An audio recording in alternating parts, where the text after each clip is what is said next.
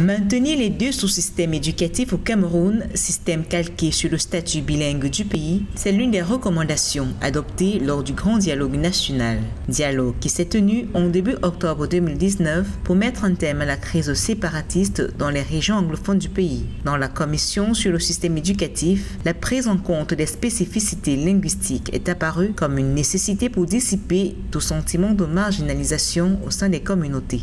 Si on veut que la nation soit plus unie, on ne doit pas forcément l'uniformiser. La seconde chose, c'est que maintenir les spécificités des deux sous-systèmes, ce n'est pas maintenir les deux sous-systèmes intacts tels qu'ils sont. Ce qui permet d'ailleurs d'harmoniser ce qui n'est pas spécifique dans les deux sous-systèmes. C'est une démarche d'ailleurs qui est déjà en cours. En 2016, l'un des griefs à l'origine de cette crise dans les régions anglophones du Nord-Ouest et du Sud-Ouest dénonçait une marginalisation, voire une banalisation de ce sous-système éducatif. En réponse, le gouvernement a procédé au recrutement de 1000 enseignants bilingues, apporté une subvention de 2 milliards de francs CFA pour les écoles privées. Les enseignants francophones ont par ailleurs été redéployés hors des régions anglophones. Nous sommes là devant une réponse de la centrale qui est venue un peu comme les anglophones disent top-down, là où ils auraient voulu participer à l'élaboration des solutions à leurs problèmes. Cette démarche-là,